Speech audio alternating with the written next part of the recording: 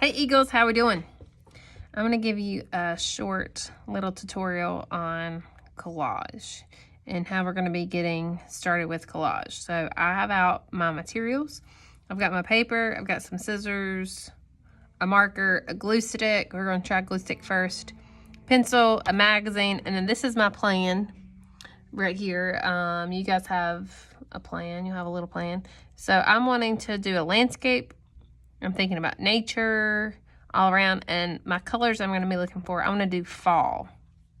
So I'm going to set this over to the side, landscape, nature, and fall.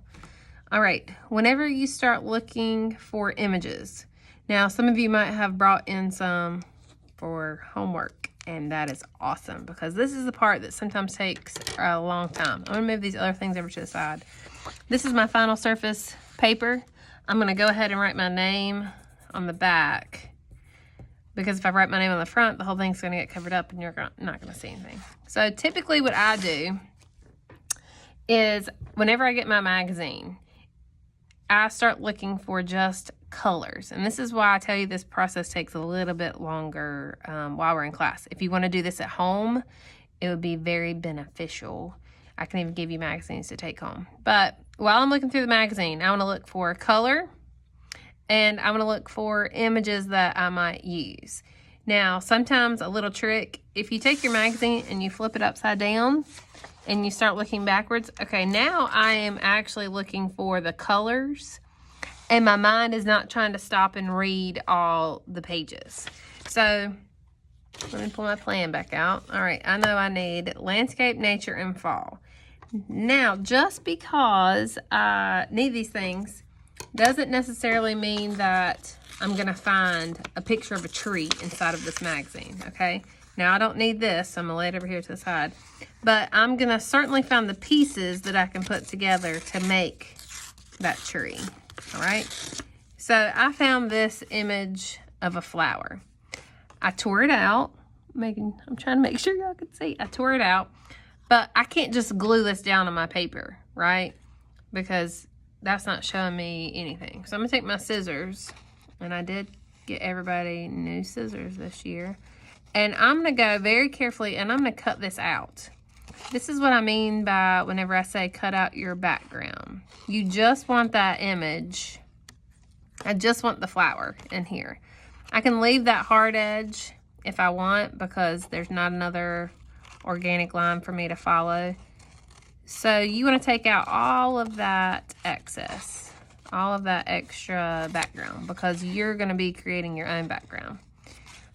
I have a pair of scissors at home that are crafting scissors, and I call them bumblebees. I think they are bumblebees, but I got them at AC Moore, which you could probably get them at Michael's or even off Amazon, and they're really super sharp, but they're excellent at getting these tight corners. So you see how I'm holding my scissors, but I'm kind of rotating my paper around the scissors. Normally, I would tell you to stay away from words because the words become part of your artwork, whether you like it or not. People are always going to be reading the words inside of your collages. So if you do put a word in there, make sure that that word is very important to your project and it's there for a reason. Okay, so see, like I left that easier, but I can cover that up because if I try to cut that out, I'm going to lose part of that flower, and I kind of want that effect. So now I'm going to take this flower and I'm going to set it over here. My trash is going to get my discard pile, but ooh, I kind of like that black. So I'm going to make a pile right here. So if you're doing this at home, if you're going to do this for homework, I would just get a Ziploc baggie and I would start putting all my pieces that I collect inside of my Ziploc bag. Sometimes whenever I was in college, I would normally take my discard pile and I would tear it up because that's white. I could use some of that maybe for my background. And I don't really need that, but I want some of this white too. So I'm gonna go ahead and sort my discard pile by color. So see that red? Remember on my list, I'm gonna do fall, and that's a nice fall color that I could probably use. So I'm gonna set this over here to the side too. Do you see what I'm doing? So now I'm going to end up with piles of color and with images that I want to use in my collages. Oh, as I'm tearing, I see there's a pink on that side, but that pink is not really fall pink, is it? It's more like a pink out pink. Oh, there's more of that fall color. See it? That little sliver right there. So I'm going to tear that part out. And, okay. I'm going to try to go a little bit quicker so I can get to gluing on here. So I'm flipping. I'm not seeing any pictures of trees, right? I'm not going to find a picture of a tree. I'm going to have to end up making a tree if I want a tree. But, ooh, I really like this green color because I was going for nature on here. So I'm going to tear out this page just like this. I don't need this image because I don't want to put that on there. I just want the color. So I can really quickly tear off all those words. I'm going to put the words in my discard pile because I don't really need those right now. And I want that color.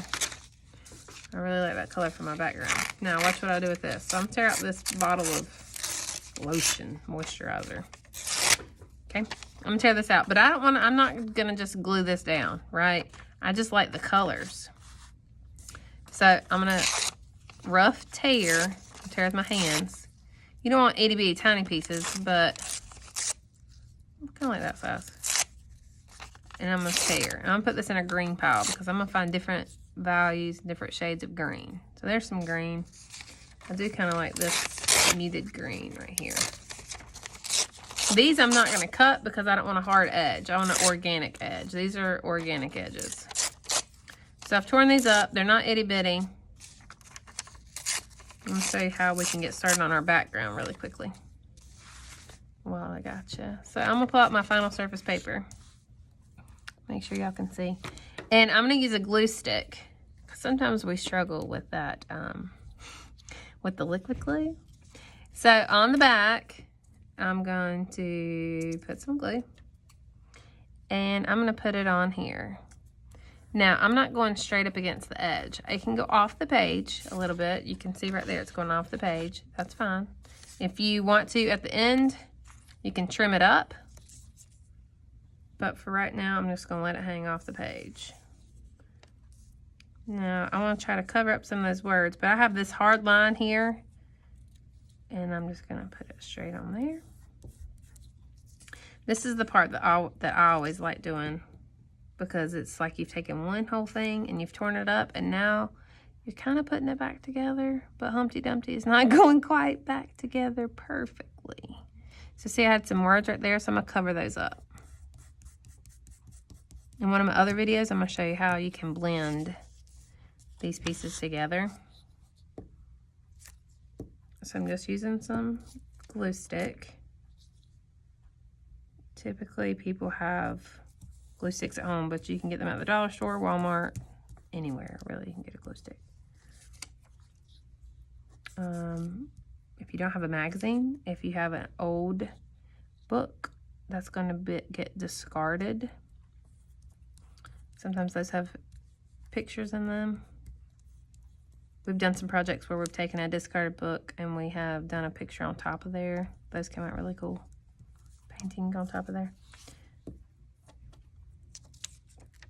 So your goal in doing this is you want to cover up your entire surface area with your background first, okay?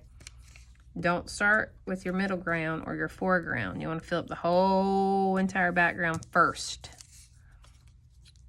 And then you can start adding your layers right back on top.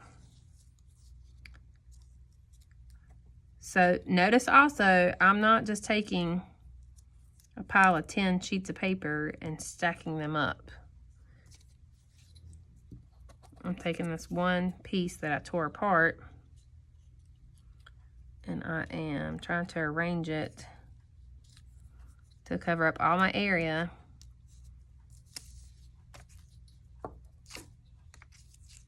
But still get these colors in the right spot that I want them.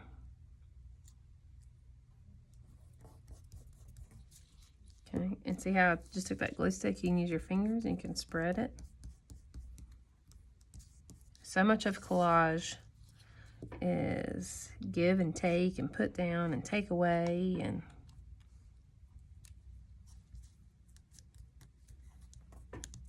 and you can see it's not all piled up. I have some students who like to pile it all up here, or they rip out a whole entire page out of a magazine and glue it down. You always want to make sure that you rip, tear, cut apart your pages, because somebody that made that magazine, that was their artwork.